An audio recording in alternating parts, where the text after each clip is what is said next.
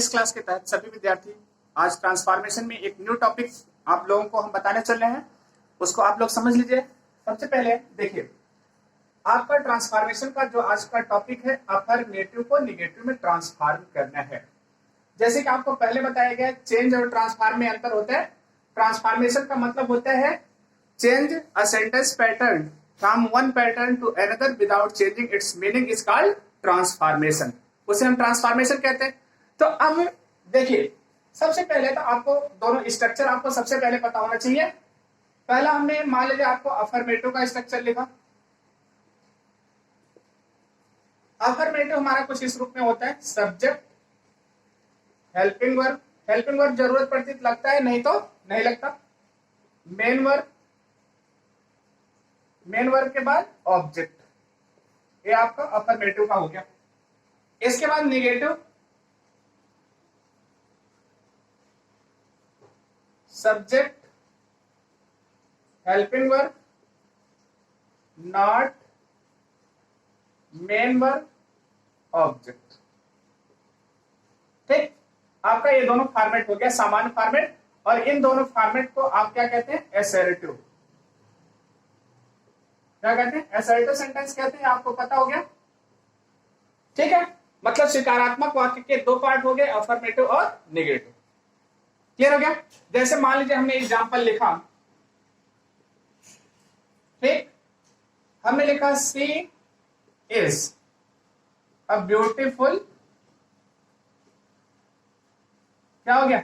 C is a beautiful women. Clear हो गया? अब आपका एक सेंटेंस लिख दिया गया। ये सेंटेंस आपका क्या है? अफर्मेटिव का है।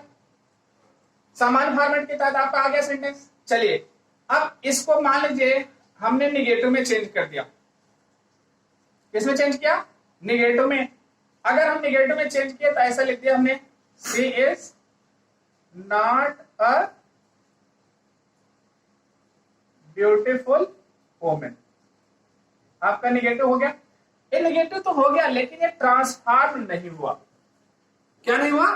ट्रांसफॉर्म नहीं हुआ। तो ट्रांसफॉर्म करने के लिए आपको सामान्य फॉर्मेट अपनाना पड़ेगा। अब फॉर्मेट क्या हो गया? मान लीजिए हम कह दिए ए अफर्मेटिव है। अब हमको ट्रांसफॉर्म का फॉर्मेट बनाना है।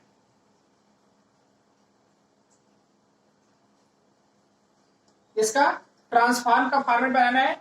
आप ऐसे सीधे लिखेंगे, सब्जेक्ट आपका हो गया, सब्जेक्ट के बाद हेल्पिंग वर्ब आप लिखते हैं, हेल्पिंग वर्ब के बाद नॉट लिखते हैं। ठीक, नॉट के बाद आप मेन वर्ब लगा सकते हैं, जो मेन वर्ब है उसको आपने कोई दिक्कत नहीं। लेकिन यहां के बाद एक एडजेक्टिव आता है ना,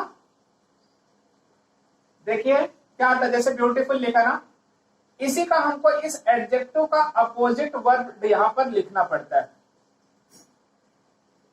क्या लिखना पड़ता है? अपोजिट वर्ड, मतलब बिलोंग शब्द।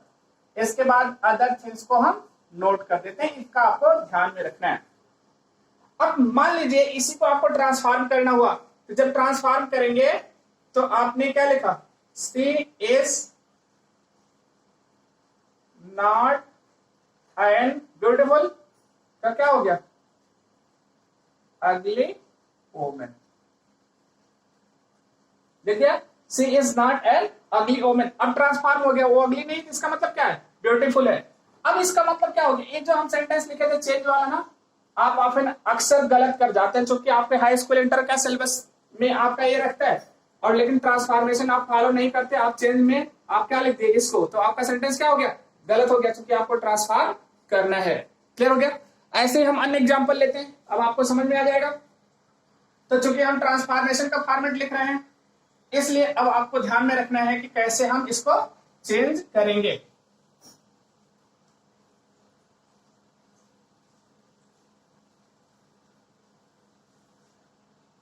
ठीक, जैसे हमने लिखा माई नाइफ,